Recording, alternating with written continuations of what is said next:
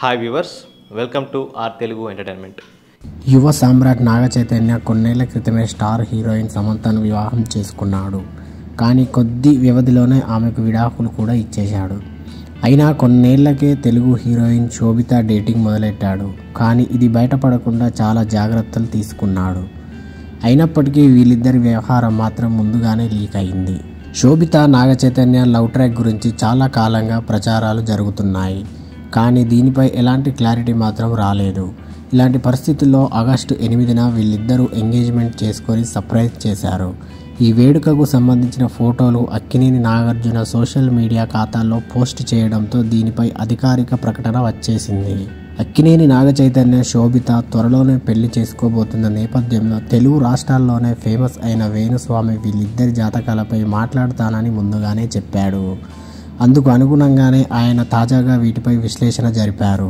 మొత్తం అక్కినేని నాగ చైతన్య శోభిత కూడా ఎంతో కాలం కలిసి ఉండరని ఆయన చెప్పేశాడు. అక్కినేని నాగ చైతన్య శోభిత జాతకాలు కూడా కలవలేదు.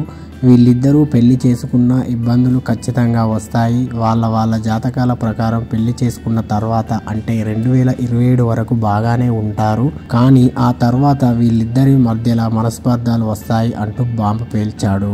ఇంకా ఒక స్త్రీ వల్ల సమస్యలు గొడవలు వస్తాయి. వీళ్ళిద్దరూ విడిపోవడానికి దారితీస్తాయి. నేను వీళ్ళిద్దరు ఎంగేజ్మెంట్ చేసుకున్న ముహూర్తం, పుట్టిన నక్షత్రం వివరాలు చూసిన తర్వాతే చెబుతున్నాను అని వారు ఏమాత్రం కలిసి ఉండలేరు.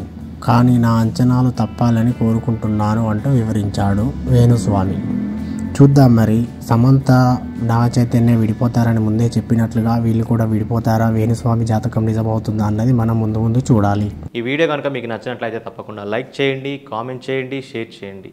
మా ఆర్ తెలుగు ఎంటర్టైన్మెంట్ యూట్యూబ్ ఛానల్ని తప్పకుండా సబ్స్క్రైబ్ చేసుకోండి. Thanks for watching.